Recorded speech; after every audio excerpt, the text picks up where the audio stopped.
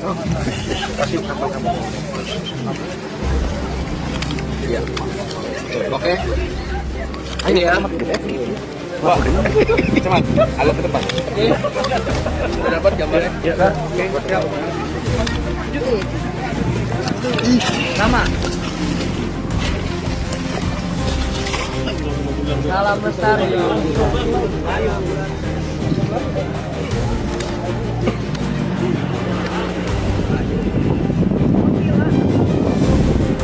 Langsung hilang ya. Takut. Itu alasannya kenapa misalnya? Ya kan tidak tahu ular berbisa atau tidak. Terus kalau ini sebenarnya ada cara lain nggak Pak untuk membasmi? Ya kalau cara membasmi tikus pakai kompos. Harganya murah, asal petani kompak. Untuk mengetahui informasi terkini kita langsung tanyakan dengan Bupati Indramayu, Luki Hakim. Selamat siang Mas Luki. Selamat siang. Mas Luki, ini terkait dengan adanya gerakan untuk melepaskan ular di sawah. Ini ide awalnya seperti apa sampai ada gerakan ini begitu? Apakah memang para petani pada awalnya memberikan laporan terkait banyaknya hama tikus atau seperti apa? Ya, terima kasih ya. Jadi sebenarnya banyak cara untuk membasmi tikus selama ini dan sudah berjalan. Tapi akhir-akhir ini mungkin sekitar beberapa bulan yang lalu ada yang meninggal karena kena setrum listrik. Akhirnya saya gali, kan saya baru jadi bupati belum lama ini, belum ada 1 tahun. Saya lihat data, ternyata selama 3 tahun terakhir yang meninggal karena setruman listrik itu banyak. Kenapa mereka sampai pasang setruman listrik? Karena mereka diserang tikus itu luar biasa sekali, bukan cuma sedikit-sedikit tapi sampai gagal tanam. Dan ini bukan cuma di 1 atau 2 kecamatan, ini terjadi hampir rata. Akhirnya kita cari tahu bahwa ini sebenarnya tikusnya kenapa bisa sampai begitu besar jumlah populasinya. Saya cari datanya lagi, ternyata karena memang sudah tidak ada predator alami di sana.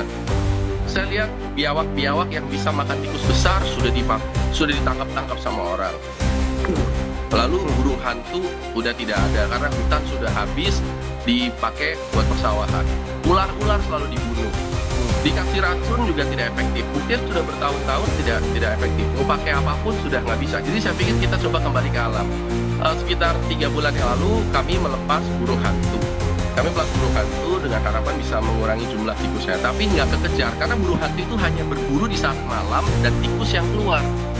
Nah, sementara tikus itu berkembang biak sangat cepat. Di liang-liang tikus itu banyak sekali anak-anak ya. Dan itu ada di pinggir-pinggir sungai, di pinggir-pinggir galengan sawah masuk. Yang bisa masuk ke liang tikus itu adalah ular. Maka dari itu saya cari habitat asli. Jadi ular asli, endemik Indramayu adalah apa? Salah satunya adalah ular lanang sapi. Lanang sapi itu kalau bahasa latinnya Colognathus radiatus. Jadi ular lanang sapi yang tidak bisa besar, hanya maksimal 1,5 meter, kecil lah gitu, 1,5 meter, dan tidak berbisa. Dan dia itu asli habitatnya di Indramayu. Kenapa sekarang tidak ada? Karena dibunuh sama orang-orang ya gitu. Sehingga tikusnya banyak. Nah, dengan melepas ular banyak di situ, saya berharap bisa mengembalikan keseimbangan populasi, keseimbangan ekosistem sehingga tikus tidak terlalu banyak. Mungkin akan tetap ada tikus, tapi nggak berlebihan saat ini. Oke, Mas Luki, kalau seperti yang dijelaskan oleh Mas Luki tadi bahwa memang ular yang dilepaskan adalah ular yang memang tidak berbisa, begitu ukurannya juga kecil. Tapi kemudian di sisi lain ada kekhawatiran dari petani. Ini apakah memang belum dikomunikasikan terkait program ini, terkait jenis ular seperti apa kepada para petani? Iya, karena memang mungkin ini salah saya juga karena sosialisasinya tidak bisa benar-benar rata.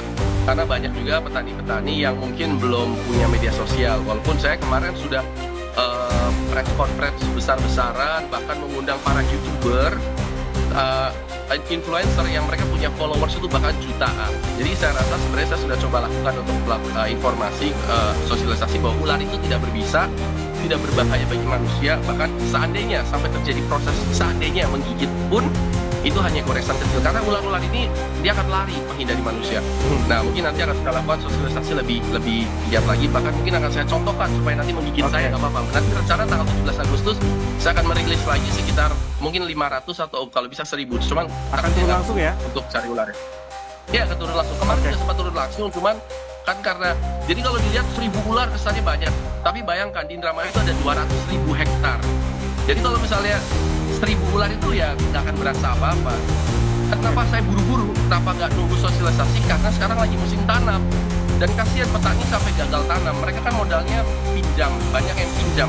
Udah pinjam uang, gagal tanam, ya mereka rugi. Jadi saya lepas ular secepat-cepatnya.